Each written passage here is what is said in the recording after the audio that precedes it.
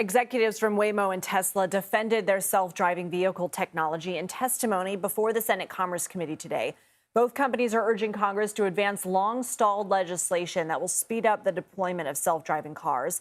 Leaders from Tesla and Waymo insisted their driving systems are safer than humans, despite recent incidents of the cars failing to yield to school buses and a case in January where a self-driving taxi hit a child in California.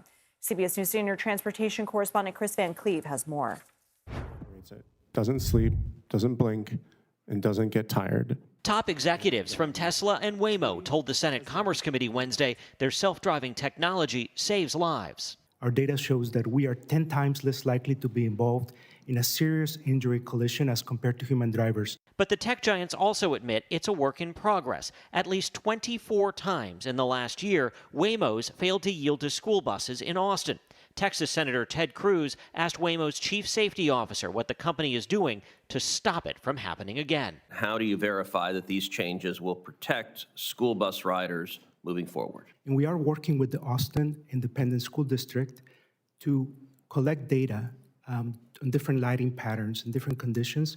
And we're continuously learning and improving because our work is safety is never done. Lawmakers are looking to craft legislation to regulate the rollout of autonomous vehicles and set a safety standard that puts Americans at ease. And the freedom that will give elderly people is such a comfort to me as I become an elderly people. Wyoming Senator Cynthia Loomis is also thinking of her grandsons and how they could benefit from a car that stops them from making bad decisions behind the wheel. And I hope they don't exercise poor judgment, but they're boys.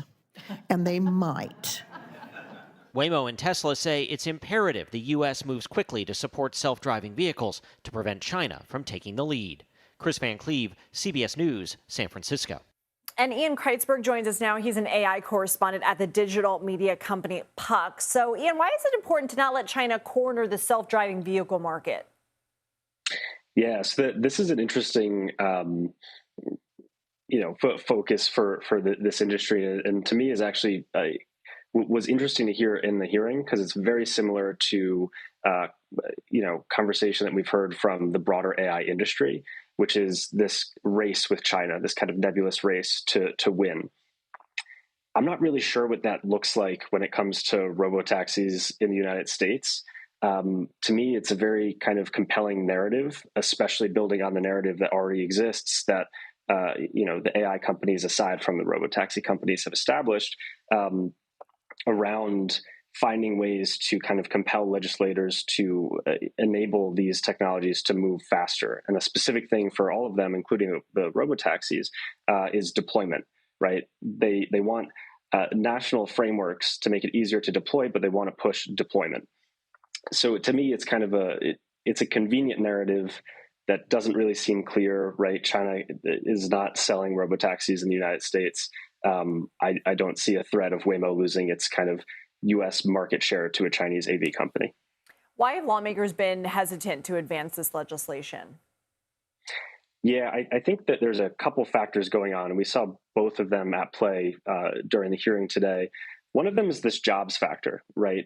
Like with all artificial intelligence related stuff, there's a number of concerns around the ways in which automation will just automate jobs out of existence. Now, I don't really expect that to happen.